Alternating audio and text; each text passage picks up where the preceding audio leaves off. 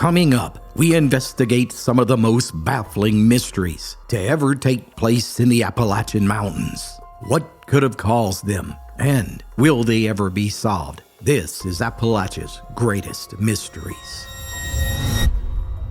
Our first story takes place in the mountains of Bath County, Kentucky, where an event so bizarre and unthinkable took place that even now, 150 years later, scientists can't explain it, while many others believe that's because it had supernatural origins.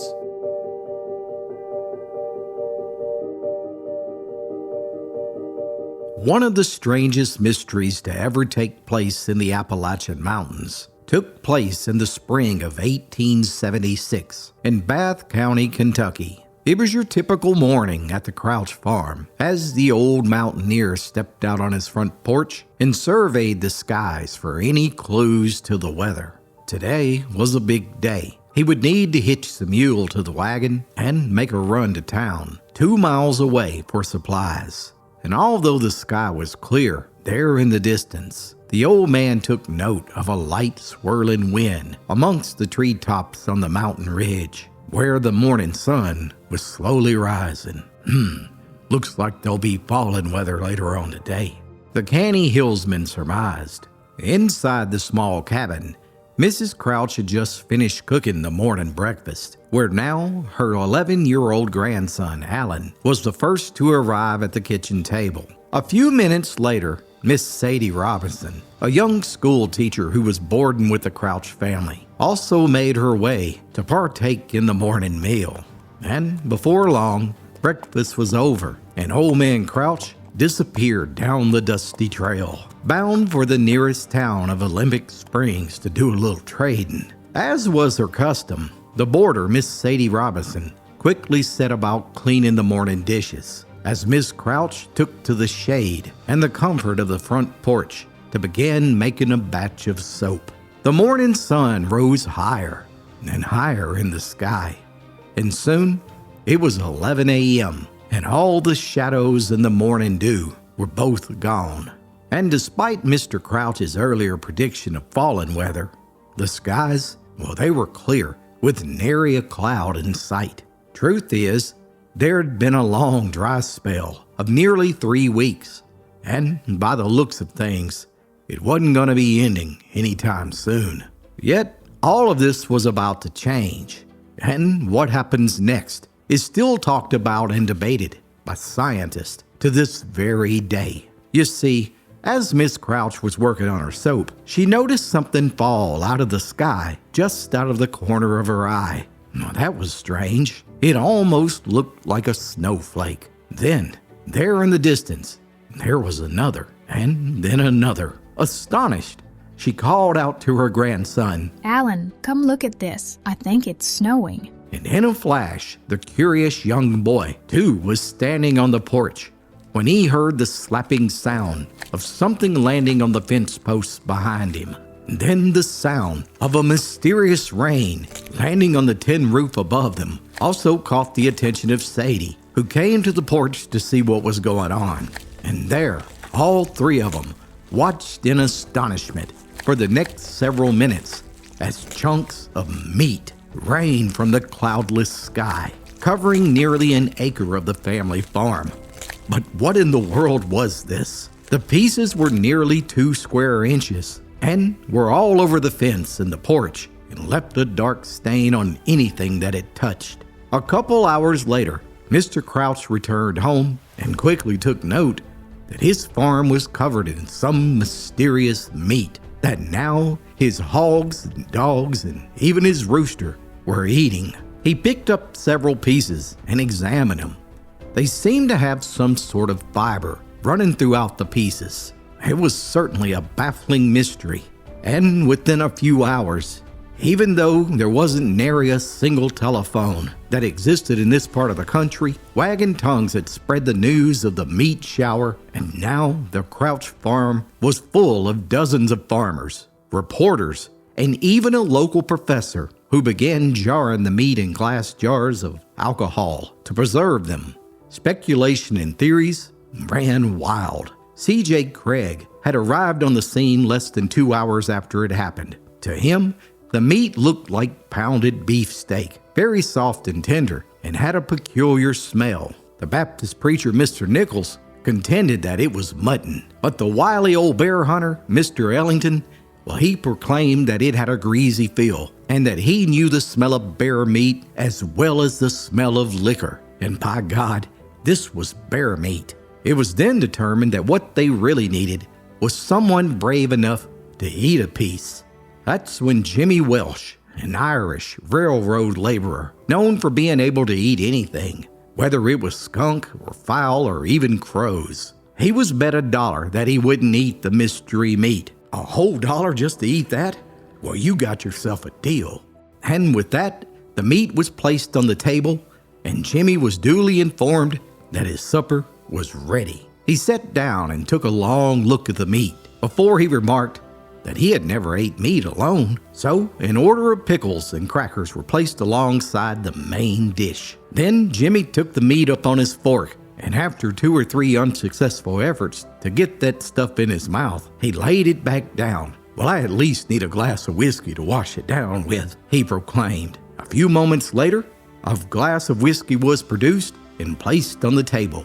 Yet, once again, Jimmy hesitated and finally proclaimed that he wasn't hungry. So they raised the bet to $3 if he would simply gulp the meat down. And that's when Jimmy remembered it was the season of Lent, and so he backed out on moral principles before he promptly guzzled down the whiskey to keep it from going to waste. As Jimmy shamefully exited the dinner table, a local butcher, L.C. Frisbee, finally manned up. After all, he dealt with every sort of meat there was on a daily basis. If anyone would know what this was, surely he would. So the butcher began examining a piece.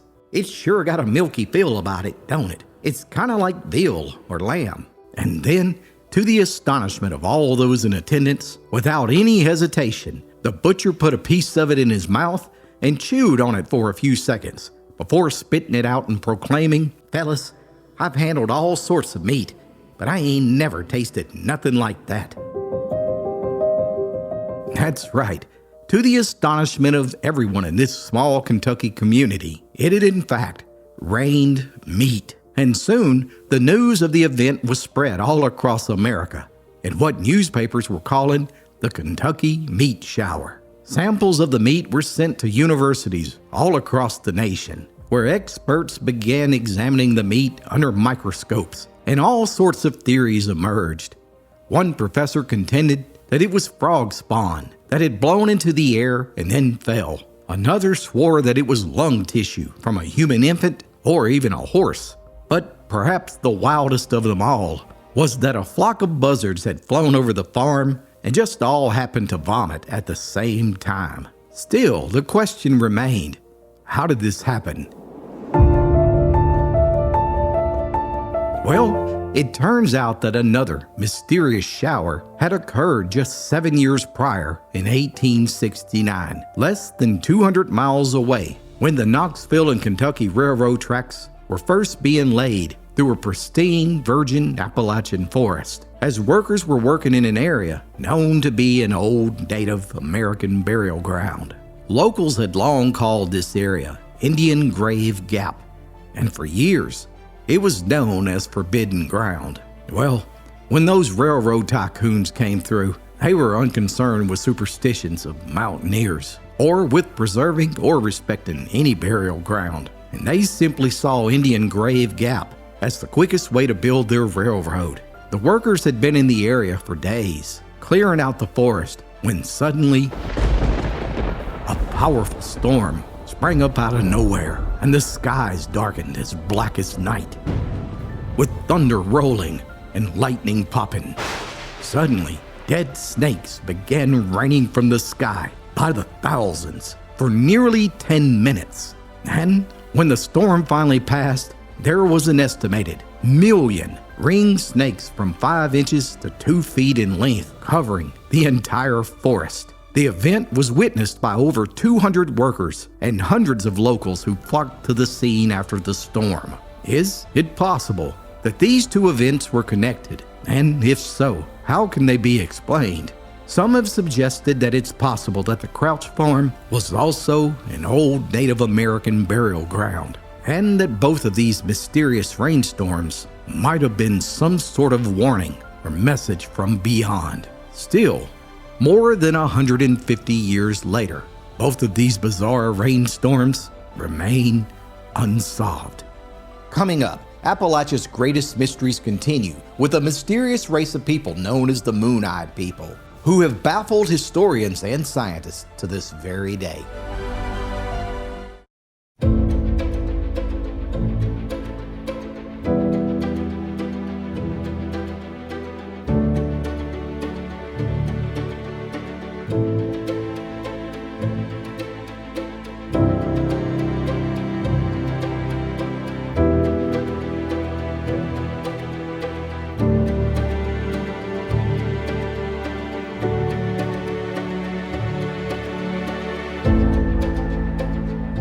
In the heart of Appalachian folklore lies a mysterious tale that has captivated the imaginations of generations of researchers, historians, and the curious alike. Unexplained, ancient remains scattered across Appalachia suggest a prehistoric race once inhabited them long before the Native Americans ever set foot here. But how and when did they get here, and where did they go? Just who were the Moonyed people? Most folks today don't even realize it, but the evidence is actually hiding in plain sight, right underneath the canopy of forest, covering the vast regions of Appalachia. There is a dim but persistent tradition of a strange white race preceding the Cherokees.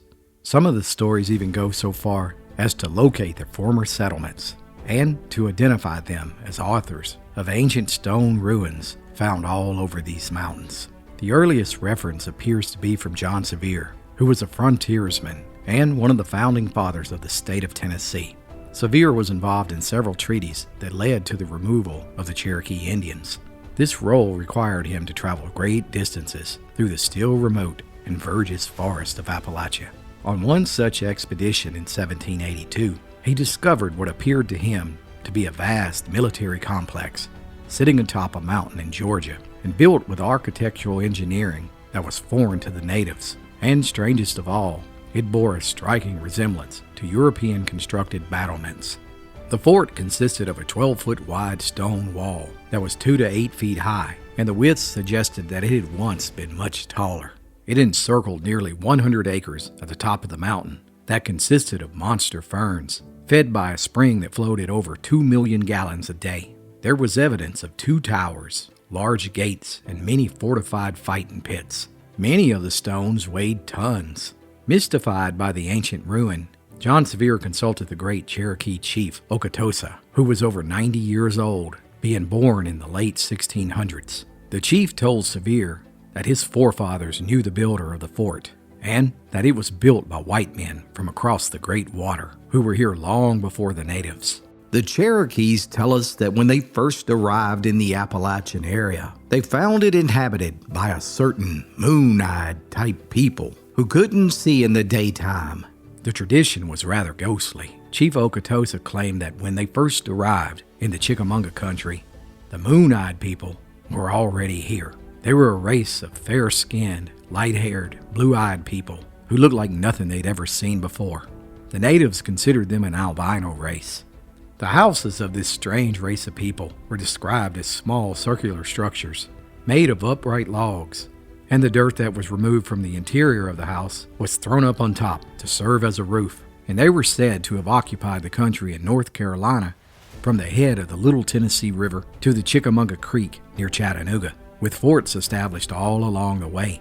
The Cherokees waged war against them, and according to tradition, the last stand taken by these Moonyed people was near the mouth of the Chickamauga, where they surrendered and agreed to move out if they were permitted to go in peace.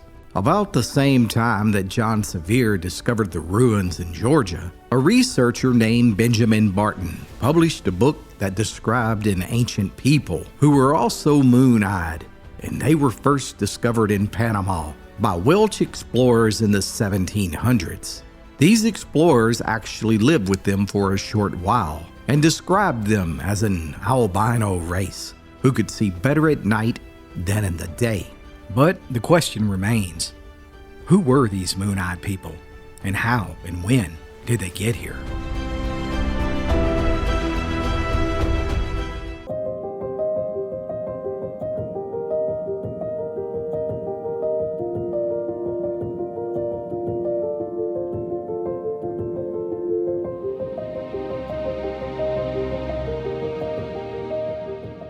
When the Spanish explorer Hernando de Soto's banner waved proudly over Georgia's Fort Mountain in the early days of the 16th century, the mystery of the Moonyed people was already old. But the fortress they built in defense of the Cherokee Indians still stood, and once again it protected a white people against the natives. It's still standing today, and the flaming banners of sunrise and sunset vault a mystery still unsolved. The semicircular wall encloses approximately 100 acres on the top of Fort Mountain. The steepness of the cliffs on three sides of the mountain form a natural defense on the east, the south, and the north. The wall contains 29 pits located at intervals of 50 or 60 feet, which a man might stand waist deep and wield a battle axe or any other weapons he might have handy. But what if the Moonyed people built this structure as something more than a fort? It turns out that there's actually a significant amount of science behind the positioning of the stones. The wall is in line with the sun's east-west axis. Perhaps the stone structure was a calendar, or a means to keep up with the growing season. The northeast position of the wall even aligns perfectly with the summer solstice. This was important because it's possible that the Moonyed people used this wall as more than protection. In fact, it's likely that they used it to predict the positions of the sun and the moon in the future, and using this knowledge to know when to plant their crops or when harvest might be late was powerful magic. Still, how and when did the Moonyed people first arrive? One clue can be found on this historical marker located on the shores of one of America's busiest port cities, Mobile, Alabama.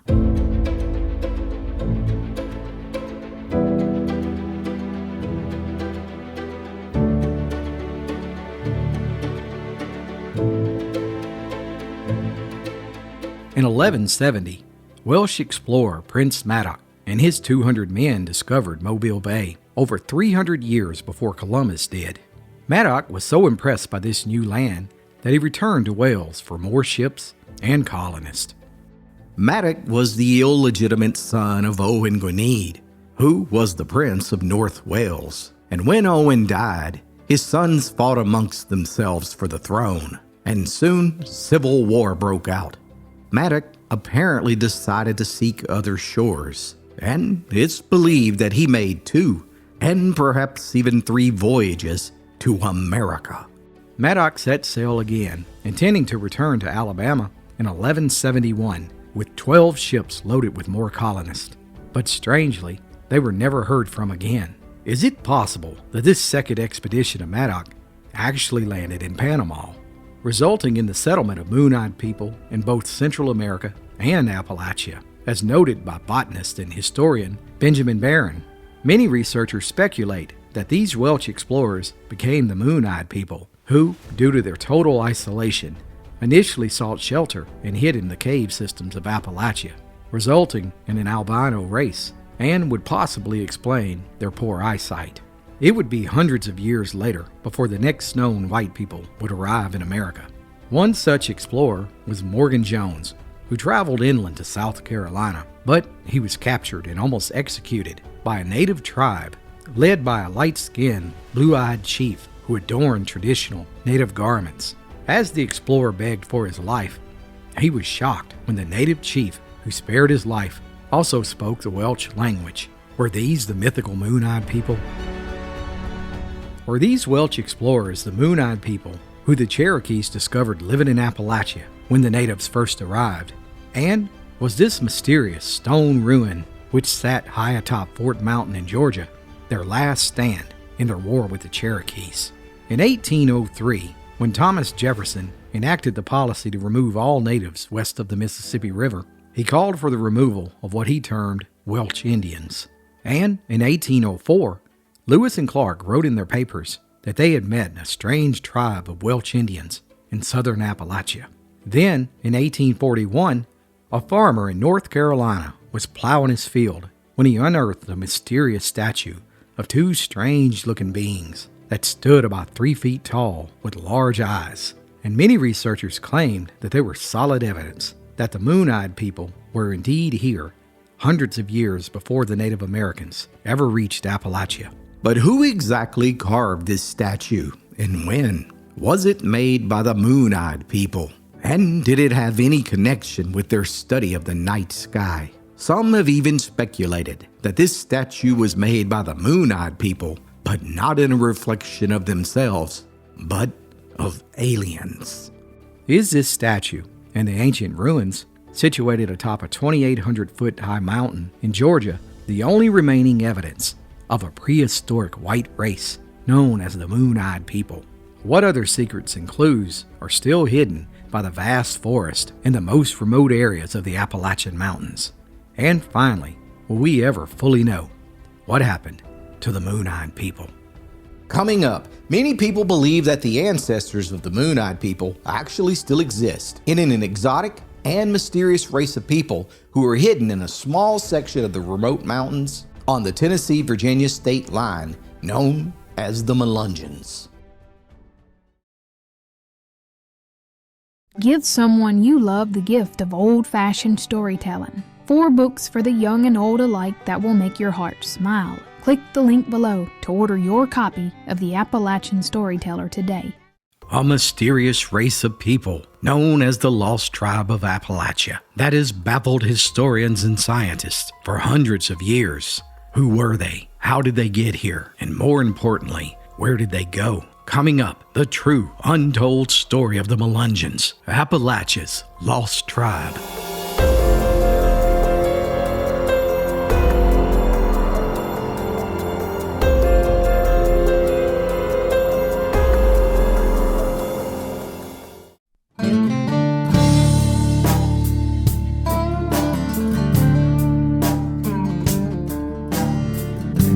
They were Melungeon.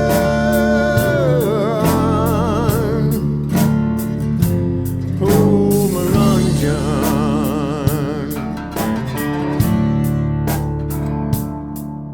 Hancock County, Tennessee, one of the wildest and most beautiful places in Appalachia. Even today, there aren't any railroads or interstates, and there are only a handful of narrow, twisting 2-lane state highways meandering through this remote area. For centuries, only the hardiest of souls called these mountains home, and among them were perhaps the most mysterious race of people in America, the Melungeons. For the most part, their population was clustered atop Newman's Ridge in places like Snake Holler, Mulberry Gap, or Blackwater Creek, and other remote areas just across the state line in Virginia. They weren't black or white or Native American. Their unique physical appearance consisted of dark, wavy hair with European features such as dark or gray eyes and thin noses and a unique bump on the back of their head. To this very day, no one knows exactly where this exotic race of people came from or how they got in these mountains. Historically, Melungeons kept to themselves, living separate from both Native Americans and whites, and they never participated in any of the wars that these two populations waged against one another. Because of their isolation, their existence went largely unnoticed in Appalachia until the late 1800s. Yet, there were clues of their existence much earlier. For example, in the late 1600s, French explorers reported finding men who weren't Indian or white in the mountain pockets of modern-day Tennessee. And during the formation of the lost state of Franklin, John Sevier was next to write about them in the 1780s when he noted that there was a colony of dark-skinned, reddish-brown complexioned people supposed to be of Moorish descent living in the mountains of East Tennessee who called themselves Melungeons and claimed to be of Portuguese descent. And by 1795, even the census listed 300 free non-white persons living in the mountains of East Tennessee. And since there had never been slaves or more than 50 blacks living in this area at the time, these 300 free, non-white persons were apparently the first government acknowledgement of the existence of Melungeons. And by the late 1800s, that number had increased to over 700 people. And that's when the existence of this mysterious race began to appear in newspapers all across America, attracting the curiosity of countless historians and scientists who descended on East Tennessee and Virginia to investigate the Melungeons. Some speculated that they were descendants of shipwrecked Portuguese sailors, while others claimed that they were lost colonists from the Outer Banks. Other researchers claimed that they were a mixed race of Indian and African and even Mediterranean. Wild theories emerged, stating that the origins of this race began when Hernando de Soto traveled through these mountains in 1540, while others contended that they might be the ancestors of Captain Juan Pardo, who brought an army of 125 Spanish men to the mountains in 1567, and that those men likely married with Native Americans. But perhaps the most spectacular theory were that they were actually Phoenicians who fled the ancient city of Carthage after the Romans conquered them in 146 BC. As fascinating as each theory was, the question still remained: who were these people? And how did they get here? Coming up next, we explore each of these theories, separating myth from reality, and examine new possibilities that may hold the key to unlocking the mystery of the Melungeons.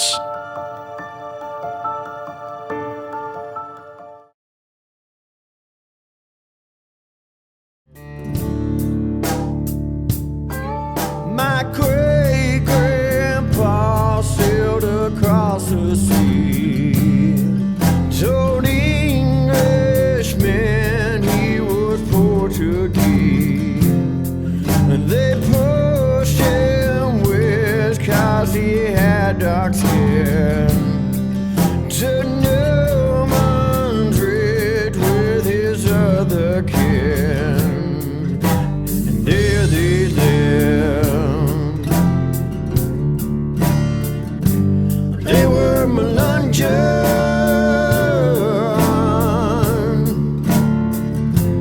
Oh, Melungeon.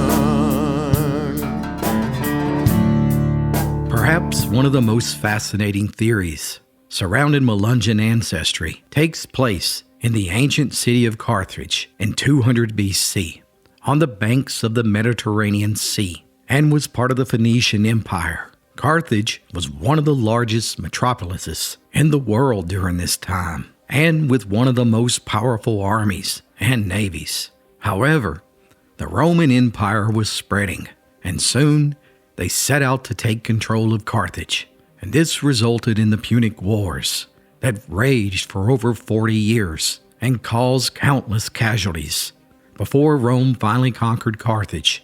Now under Roman rule, many people from Carthage fled to Morocco and immigrated across the Straits of Gibraltar before settling in the coastal region of Portugal, where they intermarried and were known as the Moors. Shakespeare himself made these refugees immortal in his celebrated play, The Moor of Venice. These were the same people who had fought the Romans so bravely and heroically. Eventually, a considerable number of these people crossed the Atlantic, where their ship was marooned off the coast of South Carolina, near the North Carolina line.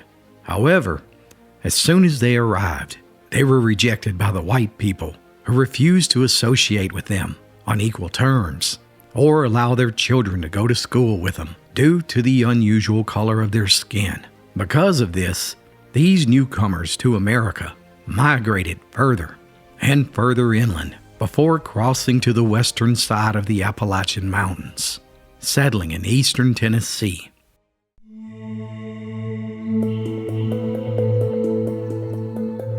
Another theory is that the Melungeons were actually survivors from the lost Roanoke colony. In 1585, Sir Walter Raleigh made an attempt to establish the first permanent English settlement in North America. It was a daring attempt to settle on Roanoke Island in the Outer Banks, off the coast of North Carolina, with 120 settlers. But you see, this new world was fraught with dangers, and they quickly realized that they would need much more food and supplies. Thus, the mothership returned to England to replenish, with promises to return as soon as possible. However, it wouldn't land on Roanoke Island again until 5 years later, when it found the colonists' fortified fort completely abandoned. The 120 people, they had all disappeared. The only clue that remained was the word Croatia, carved into a tree. Did the settlers assimilate with the Croatian Indians, who modern-day researchers claim were already of mixed blood, containing both Spanish and Portuguese blood? Are these people the ancestors to the Melungeons?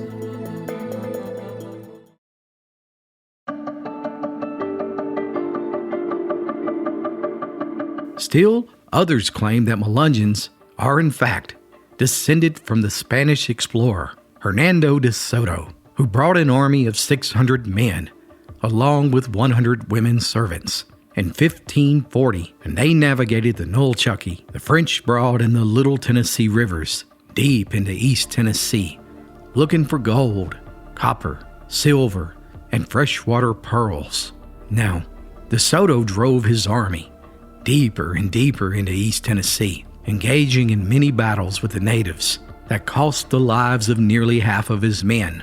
De Soto himself would end up dying from a fever he contracted in his foreign land, and it's theorized that many of his troops defected in Appalachia and intermarried with natives, and were in fact the true ancestors of the Melungeons. One final theory happened 20 years later in the 1560s, when Spanish explorer Juan Pardo led several expeditions with 120 men through modern-day South and North Carolina. He built several forts along his route as he sought to establish trading relations with the Native Americans. One of the forts that he built was on the French Broad River in East Tennessee. Yet, most of his men were killed in a brutal attack from the natives in 1568, and those who survived the attack were left behind as they fled into the mountains.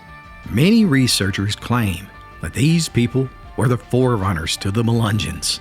However they arrived, by the year 1900, the 700 Melungeons living on Newman's Ridge looked like no other people living in America, and they had distinctly Mediterranean characteristics. They fiercely contended that they were descended from Portuguese bloodlines, and some old-timers during the 1800s claimed that they were here long before the whites arrived. Officially, the state of Tennessee classified them as free persons of color, which limited their land rights, and perhaps explains why they were concentrated on Newman's Ridge, where there was little fertile soil. They were Melungeon.